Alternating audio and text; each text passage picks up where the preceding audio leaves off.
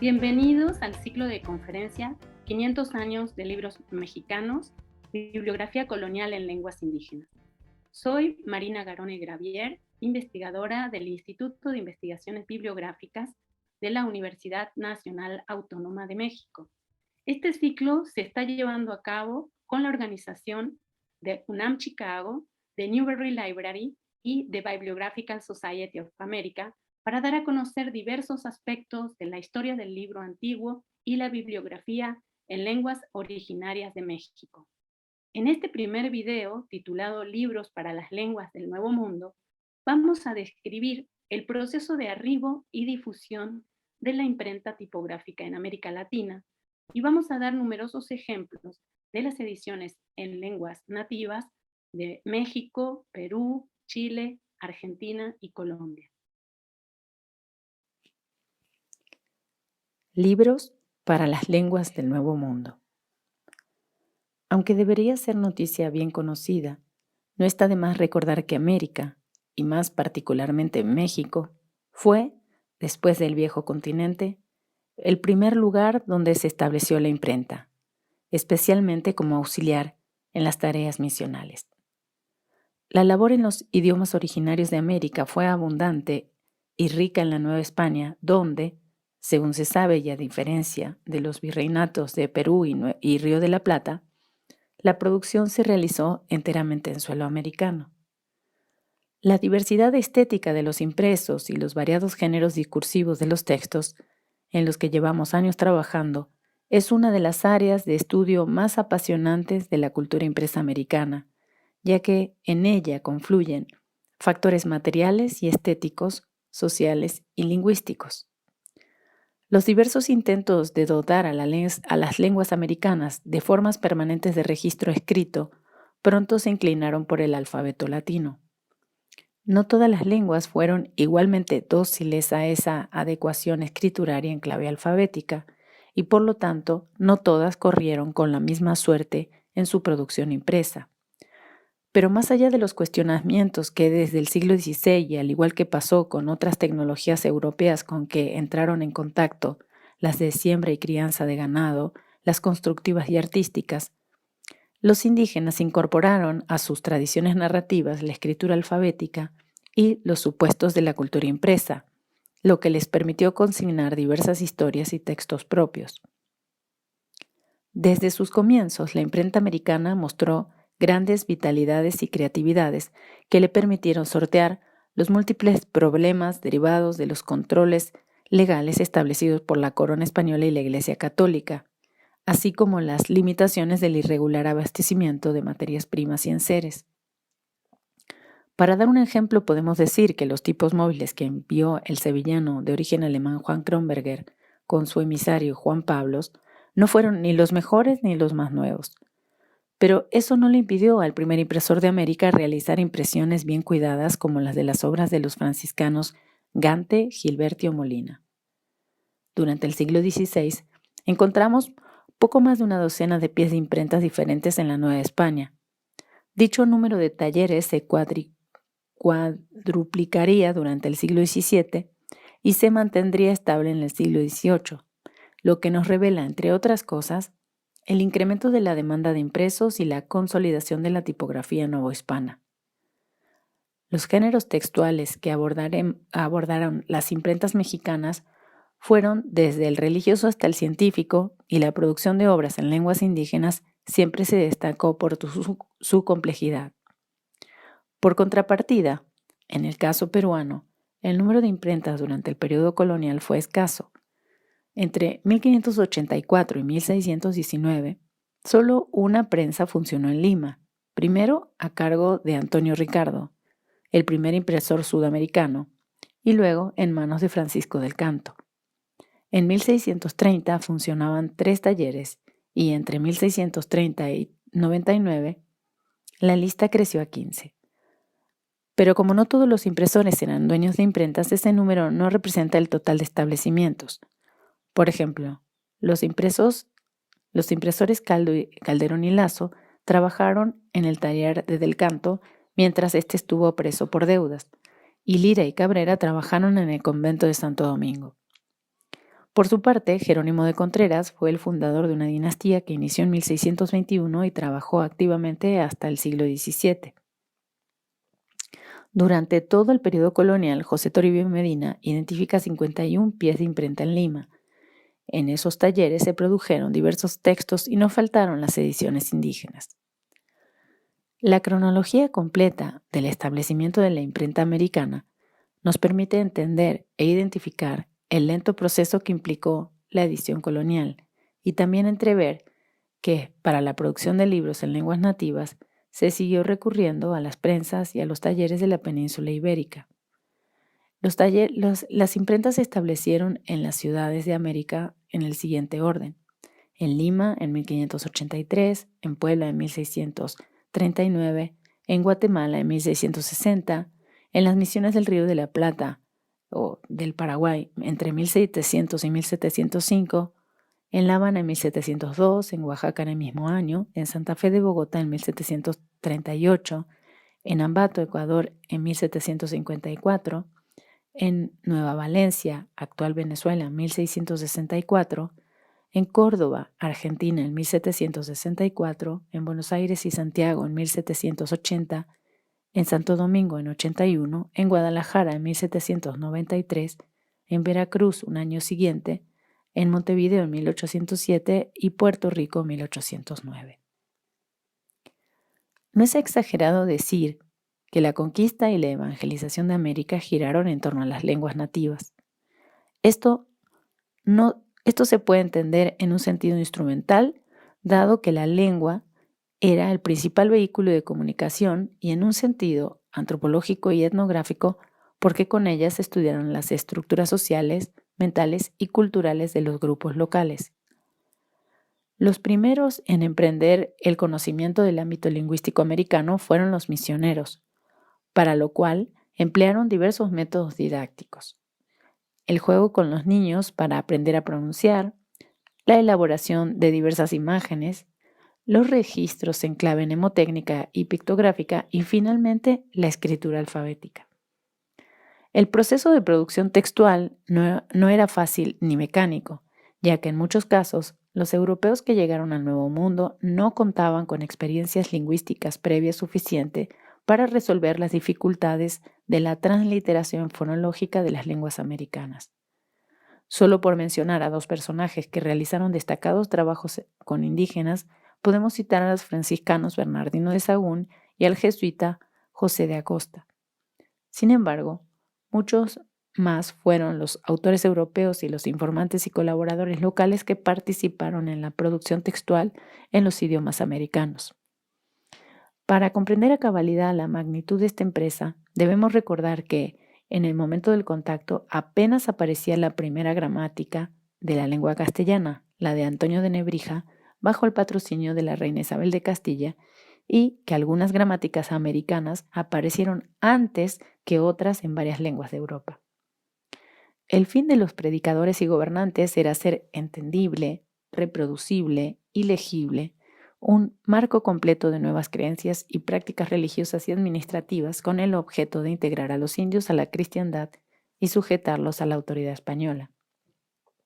Sin embargo, las estrategias empleadas y diseñadas para tal fin no fueron usados solo por ellos. Diversos grupos indígenas emplearon el alfabeto, las imágenes y los libros, en una palabra, lo escrito y lo impreso, para registrar y recordar sus propias historias, defender sus derechos patrimoniales y consolidar su poder ante los españoles y también ante otras comunidades indígenas. Para los europeos no siempre fue fácil identificar las diferencias étnicas con las que se encontraban a medida que avanzaban en su meta colonizadora, pero notaron de forma temprana algunas distinciones por región y entre grupos humanos. Lo relevante para los conquistadores era el grado cultural de las tribus americanas y sus tradiciones, hábitos y creencias. Esto les dio el marco para distinguir básicamente dos estadios culturales: el de los pueblos de la América nuclear y el de los pueblos de la América marginal, con una zona intermedia no siempre nítida.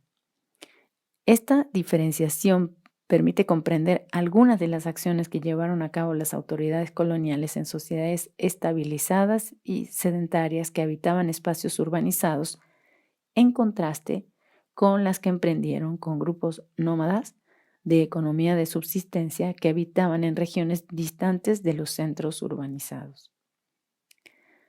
La América nuclear, también conocida como la de las altas, entre comillas, culturas, comprendían las áreas de Mesoamérica, zonas mayas y azteca, y los Andes, principalmente la región incaica. Eran culturas urbanas y sociedades estratificadas de clases organizadas jerárquicamente, con administración central y formas establecidas de educación y control político. Los grupos de estas culturas contaban con una estructura vertical de gobierno, un clero y un sistema de creencias rituales muy elaborados. Las características de estos grupos facilitaron en cierto modo la acción de la Iglesia Católica y la administración española.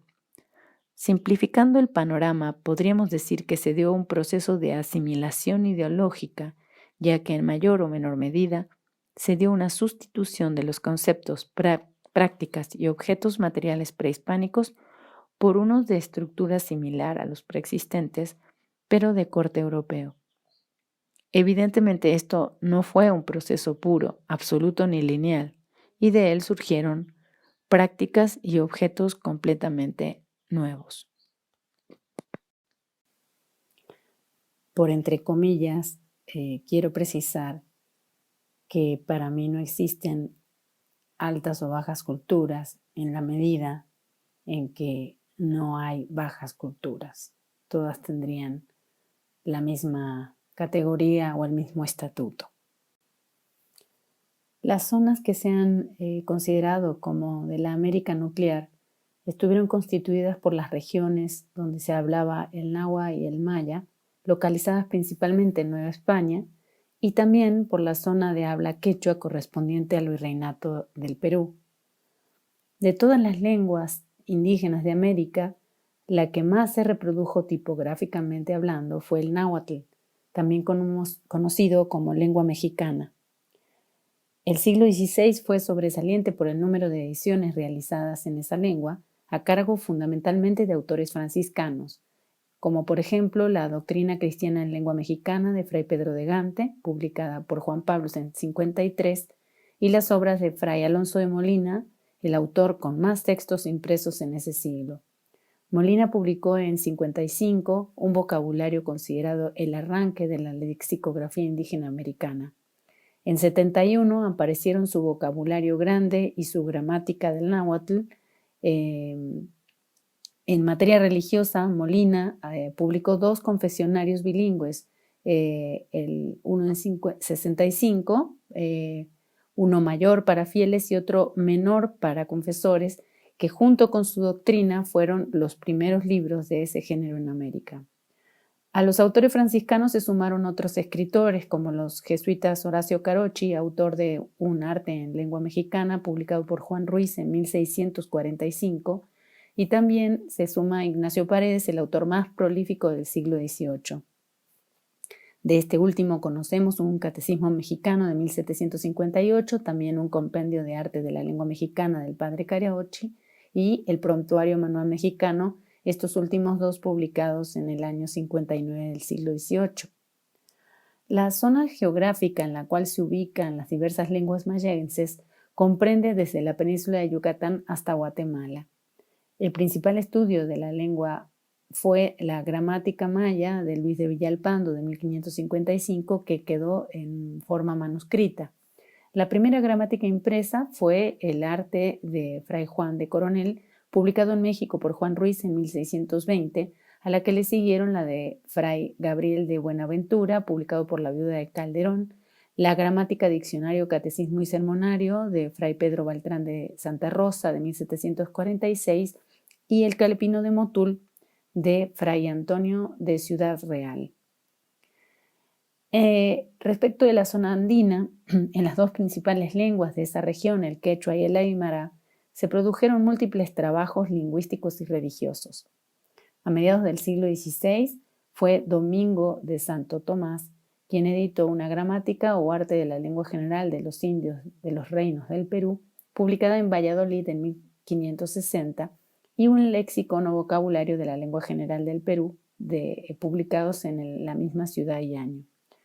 Por su parte, Santo Toribio de Mogrovejo, quien fue obispo de Lima, impulsó desde el primer concilio limense la elaboración de catecismos, oraciones, confesionarios y sermonarios en esas lenguas. Por esa razón salieron el Catecismo en lengua española y quechua de 1584 y el Confesionario para los curas de indios, con la instrucción contra sus ritos y exhortaciones para ayudar a bien morir y suma de sus privilegios y forma de impedimentos de matrimonio, traducidos en las lenguas quichua y aymara, publicado en 1585. En el siglo XVII se produjeron la gramática y el vocabulario de Diego González de Holguín, publicado en Juli, y en la misma ciudad el jesuita Ludovico Bertonio publicó el vocabulario en la lengua aymara en la Casa de la Compañía de Jesús y en la imprenta de Francisco del Canto en 1612. Poco antes había salido a la luz el arte en lengua quechua de Alonso Huerta y hacia mediados del siglo XVII apareció la gramática quechua de Juan Rojo y Mejía. Aunque persiguiendo el mismo objetivo de control terrenal y espiritual, otros métodos e ideas debieron experimentarse con las etnias que habitaban las zonas de la América marginal. Un gran número de grupos indígenas nómadas estaban asentados en territorios tan disímiles como selvas, pantanos, desiertos o zonas montañosas. Precisamente por esas condiciones geográficas radicalmente distintas a las de los centros más urbanizados, las acciones adoptadas se orientaron a combatir la permanente dispersión de las tribus, la construcción de centros de evangelización en torno a capillas, también conocidas como misiones o reducciones, fue en realidad la posición que prevaleció especialmente dentro de los órdenes jesuita y franciscana. Aunque al mencionar las desfavorables condiciones generales de los pueblos de las regiones de la América marginal podríamos pensar que para ellos no se realizaron trabajos lingüísticos de importancia, nada está más lejos de esa realidad. Tanto en las lenguas del norte del Virreinato de la Nueva España como en las más australes de Argentina y Chile, en las zonas selváticas de Brasil y Paraguay y en la región que más tarde formaría parte de los virreinatos de la Nueva Granada, se produjeron libros impresos. La identificación y la contabilidad de las lenguas indígenas del norte de México siempre les causaron confusión a los misioneros, pero en ellas se imprimieron gramáticas, vocabularios, catecismos y manuales de sacramento, especialmente, aunque no exclusivamente, de autores jesuitas. Tal es el caso de los idiomas caíta, cora, ópata y tepehuano. Asimismo, para el caso de Chile, los padres Gabriel de la Vega en 1605 y Luis de Valdivia en 1607 compusieron 2 gramáticas y vocabularios en la lengua araucana. Por último, para la región de Brasil y Paraguay, que estaba habitada por hablantes de los grupos tupí-guaraní, también se produjeron varias obras a cargo de autores jesuitas y franciscanos. A mediados del siglo XVI aparecieron la primera gramática en guaraní de José de Anchieta. En 1621 salió la gramática del padre Luis de Figueira, a la que se sumarían los trabajos del padre Antonio Ruiz de Montoya. Un hecho relevante es que hubo impresos a cargo de indígenas guaraníes, como por ejemplo los 2 de Nicolás Yapuguay, Explicación del Catecismo en lengua guaraní, publicado en 1724, y Sermones y Ejemplos en lengua guaraní con dirección de un religioso de la Compañía de Jesús del año 27 del siglo XVIII. Este papel de los indios en la producción de los textos en sus lenguas merece especial atención debido a que su reconocido papel de informante, a ese papel le podemos agregar su participación y sus trabajos como calígrafos, tipógrafos y grabadores. Ahora abordaremos el problema de la escritura de las lenguas ágrafas con el alfabeto latino. Como mencionamos, el mismo año del encuentro de los dos mundos, Antonio de Nebrija publicó la primera gramática de una lengua vulgar, como se le llamaba en Europa a los idiomas vernáculos diferentes del griego y latín. Su gramática, apoyada por la corona española, sentó las bases para el estudio de las normas gramaticales de otros idiomas. Unos años antes, Nebrija había publicado sus Introducciones Latinae, que tuvieron una inmensa repercusión en los estudios lingüísticos de Europa y que sirvieron de modelo para gramáticas indígenas. De esta forma, los primeros estudios sobre las lenguas indígenas americanas intentaron seguir la estructura que Nebrija les había dado a sus obras, basada en las 4 partes de la gramática grecolatina. Sin embargo, aún con ayuda de la gramática nebrigense, los misioneros que se encontraron con una estructura y una fonología diferente en el Nuevo Mundo. En ese contexto, los tipógrafos e impresores tuvieron un papel determinante en la construcción de la codificación visual de los libros coloniales en lenguas indígenas. Como lo he comentado en otros trabajos, los aspectos gráficos y espaciales pueden incluirse en el análisis de los textos en lenguas indígenas, ya que permiten conocer la configuración escrita de esos idiomas. La codificación gradual del uso de las letras y la disposición de los textos no son solo aspectos pertinentes a las ortografías y las gramáticas, sino que también construyen la naturaleza estética de los libros en estas lenguas y participan en la transmisión de ideas y valores culturales. A partir del análisis de los libros en múltiples lenguas indígenas de América que hemos podido revisar en distintas bibliotecas, localizamos una serie de estrategias sígnicas. Asimismo, hay estrategias de diseño editorial que tienen un impacto directo en la organización informativa de los textos y que afectan directamente los aspectos retóricos del discurso impreso colonial. Esos aspectos los hemos organizado gráficamente para que puedan ser más fácilmente comprendidos. El amplísimo territorio americano se organizó políticamente en virreinatos, capitanías y presidencias, cada uno de los cuales tenía una composición étnica y lingüística diferente. Para hacernos una idea de la evolución de la organización política regional, podemos ver las fechas de creación de las demarcaciones administrativas de la corona española en sus posesiones americanas de ultramar.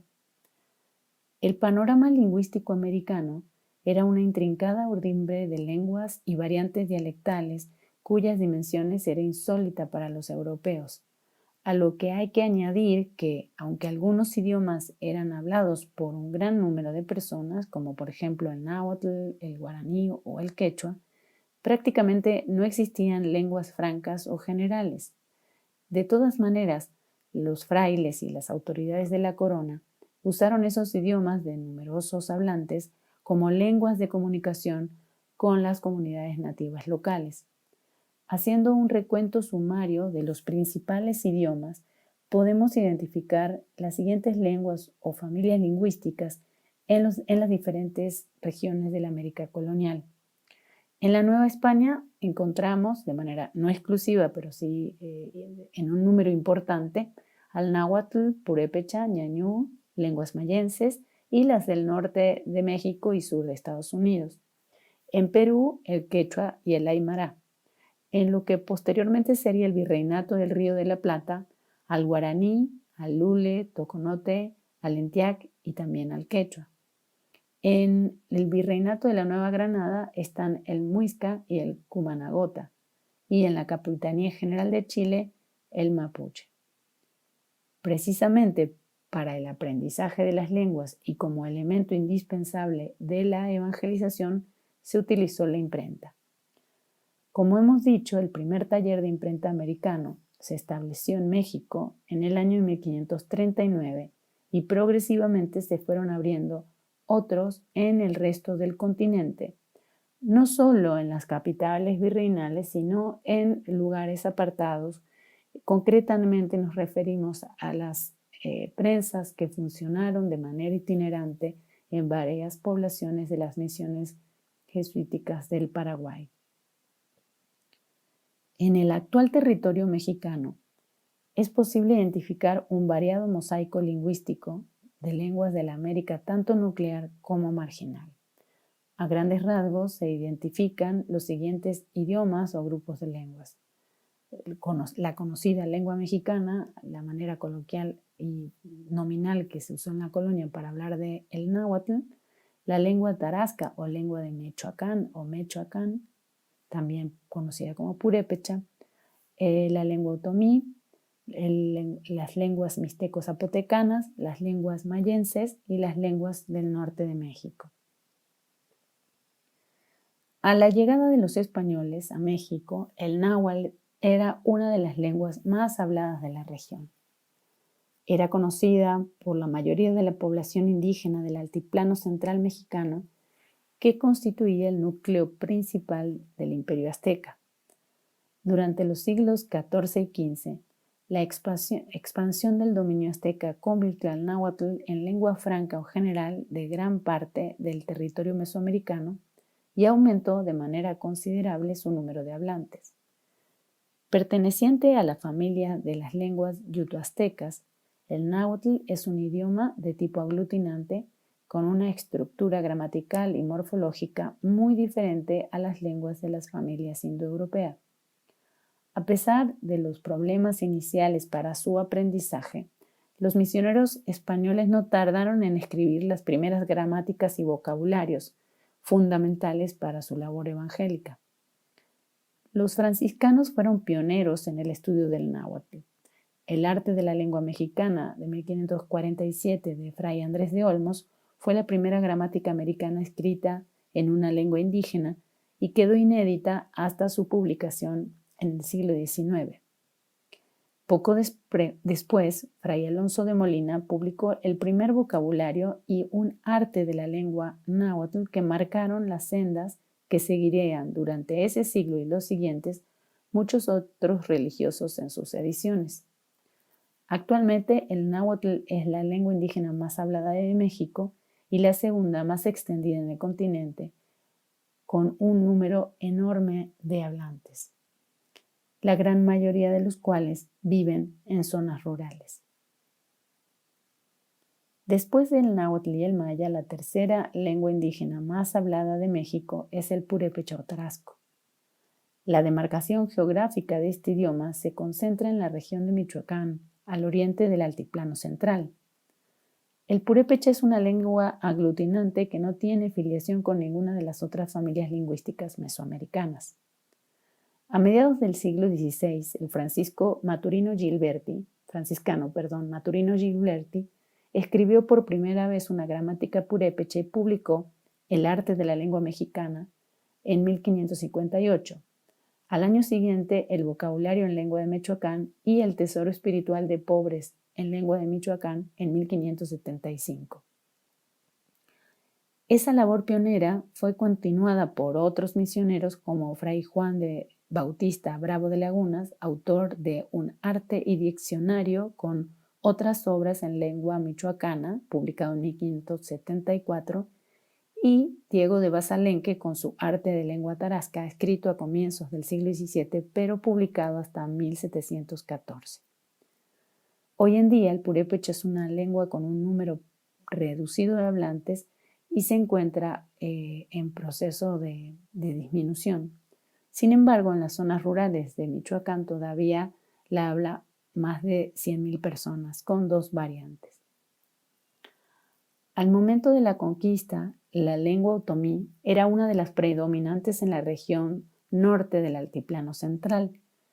Perteneciente a la familia lingüística otomangue, el otomí o ñañú, como lo denominan sus hablantes, es una lengua silábica con tonos y fonemas nasales, peculiaridades que no pocos problemas de notación les ocasionaron a frailes y misioneros. Las primeras gramáticas del otomí las elaboraron los franciscanos Alonso de Urbano y Pedro de Cáceres en el siglo XVI, pero ambas quedaron inéditas. A esas se agregaron otras durante los siglos siguientes.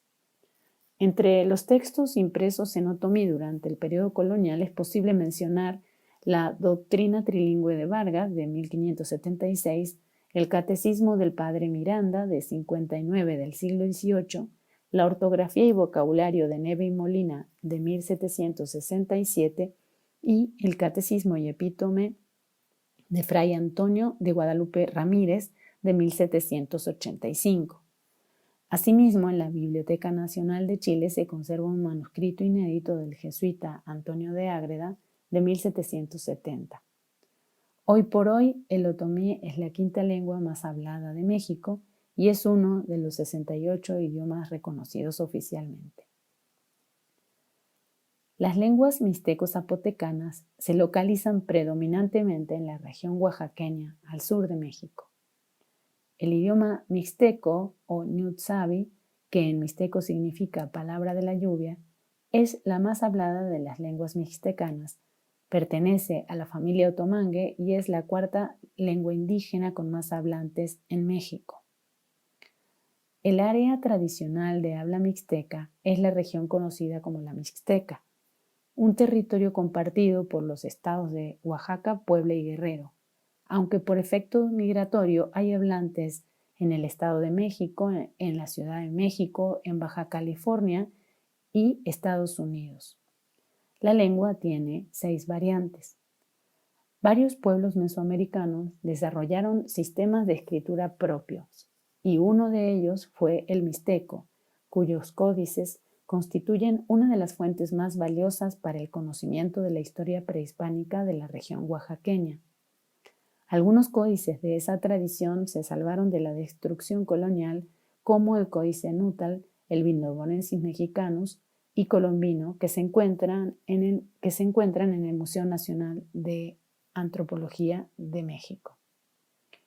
Como pasó con otras lenguas, los misioneros emprendieron la evangelización de la región mixteca y produjeron obras como el vocabulario del dominico Antonio de los Reyes en 1593, la doctrina cristiana en 1568 y el arte, también de Reyes, con 2 ediciones en 1593 y 1750. Por su parte, el zapoteco es una familia de lenguas o macrolenguas habladas por más de 700,000 personas en Oaxaca y en la región suroeste de Veracruz y forma parte del tronco otomangue de lenguas mesoamericanas junto con las lenguas mixteca, mazateca y popoloca, entre otras. Actualmente se encuentra dividido en 4 áreas bastante grandes: los valles centrales, la Sierra Norte o Juárez, el Istmo de Tehuantepec y el sur. La producción de textos en zapoteco se remonta al primer siglo de conquista y en esa lengua podemos encontrar el Arte de Córdoba de 1578, la Doctrina de Feria de 1567, el Catecismo de Levanto de 1776 y la Doctrina Cristiana traducida de la lengua castellana en lengua zapoteca de Pacheco de Silva, con 3 ediciones de 1687 y 89 respectivamente y otra más de 1752. Es interesante notar que después del siglo XVI la mayoría de las ediciones en mixteco y zapoteco, así como en otras lenguas de Oaxaca como el mije, se realizaron en prensas de la ciudad de Puebla de Los Ángeles en lugar de las de la Ciudad de México. Las lenguas mayenses son habladas principalmente en Guatemala, México y Belice, entre las cuales en Guatemala se reconocen 21 variedades y en México 8. La familia lingüística mayense es una de las mejor documentadas y las más estudiadas de América. Durante la era prehispánica, algunas lenguas mayenses se escribían en jeroglíficos. Su empleo estuvo muy extendido, particularmente durante el periodo clásico, es decir, el que va del 250 al 900 después de Cristo. Las lenguas mayenses están integradas por varias ramas, como la huastecana y yucatecana. La lengua huasteca, que se habla en Veracruz y San Luis Potosí, es la rama más divergente con respecto de las otras lenguas mayenses modernas. El maya yucateco es la variante maya más hablada en México. La civilización maya precolombina desarrolló y usó un sistema de escritura hoy casi completamente descifrado. Los estudiosos están de acuerdo en que el sistema de escritura fue adoptado de uno o varios sistemas más tempranos, como la escritura olmeca. De esa producción precolombina solamente se conservan 4 códices y un fragmento. El códice Madrid, otro cortesiano, el Dresde, el París y el Grolier. De forma y estructuras parecidas, cada uno de esos libros están escritos en una sola hoja pegada de casi 7 metros de largo y entre 20 y 22 centímetros de alto, en pliegos que miden cerca de 11 centímetros de ancho. Entre los libros coloniales impresos en alguna variedad de maya, podemos mencionar la Doctrina de Coronel de 1620, el Arte de Lengua Yucateco de Beltrán de Santa Rosa María de 1746, las Pláticas Doctrinales en Yucateco de Domínguez de Argaiz de 1758 y el Arte de San Buenaventura de 1684. Asimismo, para el caso de Guatemala, está el Arte de la Lengua Metropolitana del Reino Cachiquel Guatemálico, con un paralelo de las lenguas metropolitanas de los reinos Quiché, Cachiquel y Tzutujil, que hoy integran el Reino de Guatemala, de el autor Ildefonso José Flores, publicado en Guatemala por Sebastián de Arévalo en 1753. Las lenguas del norte mexicano estaban habitadas por diversas culturas y grupos nómadas que por lo regular hablaban lenguas pertenecientes a la familia yuto-azteca. Aunque hubo misioneros que asistieron a esa zona desde finales del siglo XVI, la región estuvo relativamente aislada de los centros de gobierno y evangelización coloniales hasta el siglo XVII, cuando comenzó la conquista sistemática.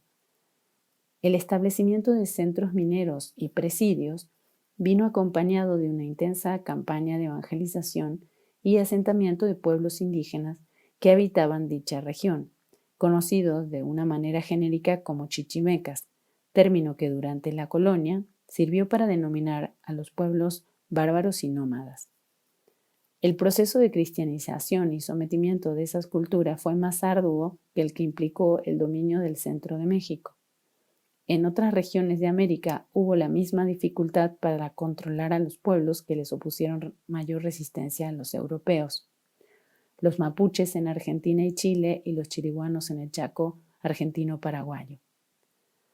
La región del norte de México fue evangelizada por jesuitas y franciscanos. La Compañía de Jesús estableció sus misiones en Sinaloa, Sonora, Chihuahua y Coahuila, y en los actuales estados norteamericanos de California, Nuevo México y Texas. Entre las obras elaboradas para apoyar la evangelización en aquellas regiones, podemos mencionar el Catecismo y Manual para administrar a los indios en lengua caíta, compuesto por un padre de la Compañía de Jesús, misioneros de la provincia de Sinaloa, la cual dedica al patriarca Señor San José, publicados respectivamente en 1737 y 40. También se publicó un confesionario, unas oraciones y catecismo cristiano y un vocabulario, los tres en lengua cora, de José de Ortega, publicados entre 1731 y 1732. Asimismo, se publicó El arte de la lengua tepehuana con vocabulario, confesionario y catecismo del autor Benito Rinaldini de 1743. El manual para administrar los santos sacramentos de la penitencia, Eucaristía, extremunción y matrimonio, dar gracias después de comulgar y ayudar a bien morir a los indios de las naciones, y ahora viene una lista grande: pajalates, orejones, pacaos, pacoas, tilijayas, alazapas, pausanes y otras muchas diferentes para el uso de los misioneros de los desiertos de Coahuila y Texas, que se imprimió en 1760 y fue del autor Bartolomé García. Y finalmente encontramos la doctrina cristiana y pláticas doctrinales traducidas en lengua ópata del jesuita Manuel Aguirre, que apareció en 1765. Vamos a abordar ahora a las lenguas del Perú. A la llegada de los españoles, el idioma quechua era el más extendido en los Andes centrales y funcionaba como lengua general de gran parte de las distintas etnias que se encontraban bajo el dominio del imperio incaico. Por esa razón, la Iglesia Católica privilegió su uso sobre otras lenguas del territorio. De esta manera, los misioneros contribuyeron a la expansión del quechua y a su difusión en regiones en que nunca se había hablado, como las sierras ecuatorianas y el noreste de la Argentina. La primera obra impresa en quechua fue La gramática o arte de lengua general de los indios de los reinos del Perú, escrita por Fray Domingo de Santo Tomás y publicada en 1560 en Madrid.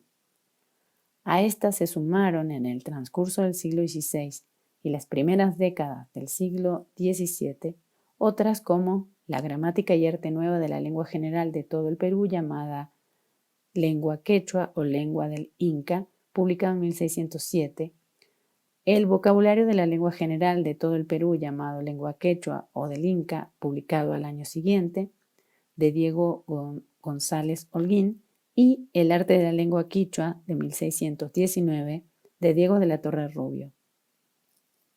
El Concilio Limense de 1583 pidió la elaboración de un catecismo en las lenguas más usuales del Perú, que dio como resultado la Doctrina Cristiana y Catecismo para la Instrucción de los Indios, redactada en quechua, aymara y español, publicada en la Ciudad de los Reyes por Antonio Ricardo, primer impresor de estos reinos del Perú, en 1584.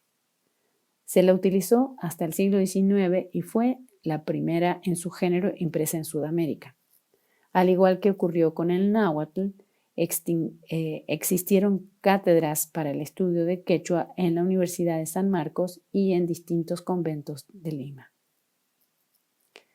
La lengua aymara forma parte de la familia lingüística yaqui y actualmente es hablada por más de 3 millones de personas que se distribuyen en la zona boliviana del lago Titicaca, el altiplano central de ese país y la región andina de Tarapacá en Chile.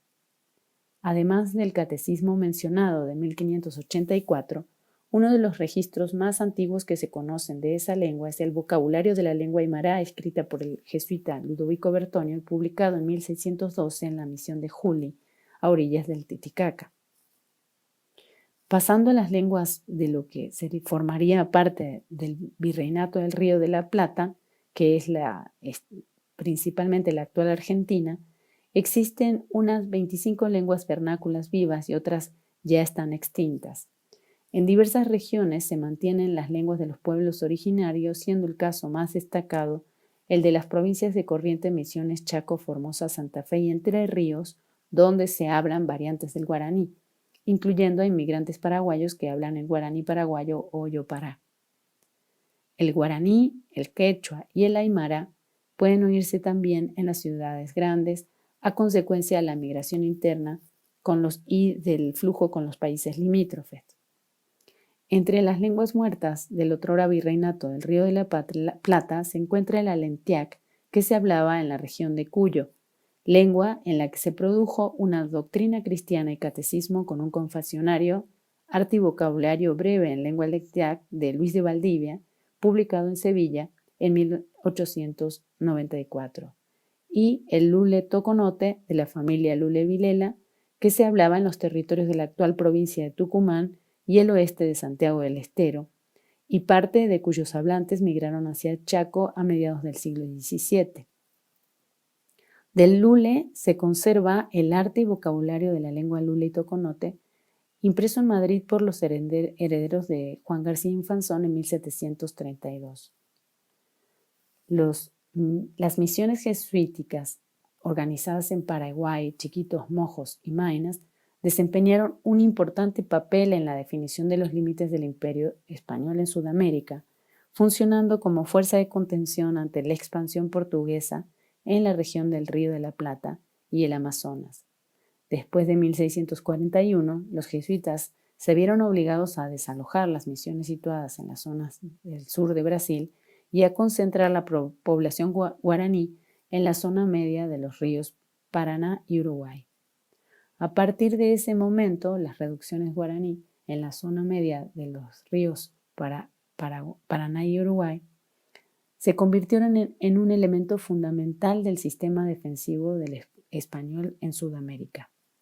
Después de ese periodo de crisis, las reducciones jesuíticas del Paraguay florecieron.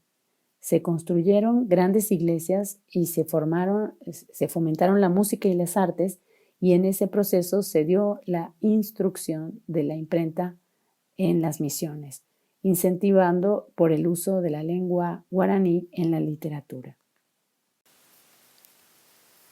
Las misiones del Paraguay utilizaron una versión estándar del guaraní que todos pudieran comprender. La labor lingüística de los jesuitas en el Paraguay hizo posible que la lengua guaraní sobreviviera a la expulsión de la orden y perdurara hasta nuestros días, siendo la lengua hablada por la mayor parte de la población actual de ese país. El ocaso de las reducciones del Paraguay se inició en 1750 a consecuencia del Tratado de Madrid, que entregó a Portugal la mitad de los asentamientos, y el tiro de gracia fue en 1767, cuando se expulsó a los jesuitas de la América Española. Una de las ediciones más antiguas que se realizaron en guaraní son El Tesoro de la Lengua Guaraní y El Arte de la Lengua Guaraní, ambas del padre Antonio Ruiz de Montoya, publicadas en Madrid en 1639 y en la misión de Santa María la Mayor en 1724. También encontramos el Catecismo de la Doctrina Cristiana en guaraní y castellano para uso de los curas doctrineros de indios de las naciones guaraníes de las provincias de Paraguay, pueblos de misiones del Uruguay y Paraná, Santa Cruz de la Sierra, naciones de Chiquito, Mataguayos y provincia de San Pablo de los portugueses, e instrucción de los mismos pueblos, del autor José Bernal, publicado en Buenos Aires en la imprenta de los Niños Expósitos en el año 1800. Tenemos otras lenguas como la lengua moya. El aprendizaje de los idiomas indígenas requirió un considerable esfuerzo de los misioneros, en particular en regiones donde convivían grupos étnicos diferentes, como fue el caso de Maynas, Moyos y Chiquitos. En el norte y oriente de Bolivia se desarrolló la reducción de Moyos y Chiquito, que tuvo resultados exitosos. De ese emprendimiento quedó el arte de la lengua moya, con un vocabulario y catecismo de Pedro Marván, que se publicó en Lima en la imprenta real de José de Contreras en 1701. La región andina oriental de Colombia, más precisamente los alrededores de la meseta de Cundinamarca, estaba habitada por habitantes de Muisca, un pueblo con una de las estructuras sociales y políticas más complejas de la región. Los Muisca fueron sometidos por los conquistadores a mediados del siglo XVI, tras lo cual se inició una intensa campaña de cristianización. Como instrumentos auxiliares del proceso se escribieron varias gramáticas y artes de la lengua, gran parte de las cuales quedaron inéditas, a excepción de la gramática de la lengua general del Nuevo Reino llamada Mosca, publicada en 1619 del franciscano Bernardo de Lugo. Sin embargo, el amplio esfuerzo de documentación de que fue objeto el Muisca durante la colonia no evitó su extinción en el siglo XVIII. Los indios cumanagotos habitaron toda la zona norte y parte central del actual estado de Anzoátegui, es decir, Barcelona, Caigua, San Miguel, Carito y San Bernardino, en Venezuela. Diversos conquistadores como Diego Rodaz, Jerónimo Hortal, Agustín Delgado, Juan de Urpín y Francisco Izquierdo los enfrentaron, y no fue hasta el último de ellos que se firmó la tregua con los indios, cuando se logró volver a fundar Barcelona en 1637. Respecto de los textos para este grupo, podemos mencionar que el de Matías Ruiz Blanco, Conversión de espíritu de indios cumanagotos, palenques y otros, sus principios e incrementos, que hoy tiene con todas las cosas más singulares del país, política y ritos de sus naturales, práctica que se observa en su reducción y otras cosas dignas de memoria, es la obra que se publicó en Madrid por Juan García Infanzón en 1690. Y El arte y vocabulario de los indios chaymas, cumanagotos, cores, parias y otros diversos, publicado en 1680, de la pluma de Francisco de Tauste quien estudió esa lengua de los nativos de la Nueva Andalucía, actual Venezuela. Pasamos a las lenguas de la Capitanía General de Chile, concretamente el mapuche mapudungún. Es la forma en que se describen ellos mismos y qué quiere decir el hablar de la tierra. Hasta el momento se considera una lengua aislada. Se localiza en los territorios actuales de Chile y Argentina, que también es identificado como la zona araucana. Las primeras obras del idioma fueron escritas por el jesuita Luis de Valdivia a principios del siglo XVII. En 1606 publicó su Arte y Gramática General de la Lengua, que corre en todo el Reino de Chile, donde se incluía un breve vocabulario y un confesionario. La obra se complementó con un sermón en lengua de Chile, que no fue publicado hasta 1621. En el siglo XVIII salieron dos nuevas gramáticas de la lengua mapuche, la primera del jesuita Andrés Febres, publicada en Lima en 1765, y la segunda, escrita en latín, era del jesuita alemán Bernardo de Halberstadt y se publicó en Europa en 1777. En las últimas páginas de esa obra se encuentran partituras de canciones misioneras escritas en lengua mapuche. A manera de conclusiones. Como se ha podido observar a través de los ejemplos presentados y de los comentarios, la tipografía y la imprenta manual desempeñaron un papel fundamental para la fijación y estabilización ortográfica de una gran variedad de idiomas americanos. Al mismo tiempo, fueron múltiples los procesos de edición y ajustes tipográficos, así como las adaptaciones o adecuaciones al alfabeto latino. Hubo desde pequeñas enmiendas hasta un diseño de letra completamente nuevo realizado ex professo que hemos visto para el caso del otomí. La apreciación detenida de estos libros y el análisis detallado de las estrategias de signos de las obras nos permiten comprender mejor los caminos recorridos tanto por los autores, los tipógrafos, los impresores y los lectores, y también en las casas europeas que realizaron algunos de los libros. No para el caso de México, pero sí para de las lenguas del resto de la América española. Actualmente, muchos idiomas indígenas siguen transitando el camino para contar con una lengua escrita e impresa estable. Por esas razones, identificar los aciertos y desaciertos que se hicieron en el proceso editorial del pasado puede contribuir a mejorar algunas de las aportaciones que tipógrafos, diseñadores y editores contemporáneos tengan que realizar hoy en un trabajo conjunto e integrado.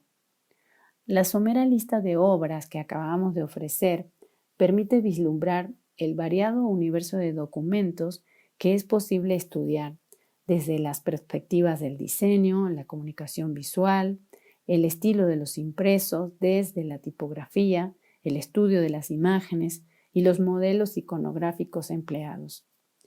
Esto nos acerca a la comprensión de las motivaciones que originaron su escritura y de cómo se logró la publicación de sus textos. También nos permite imaginar las dificultades que se debieron sortear para llevar a cabo los procesos creativos y productivos implicados.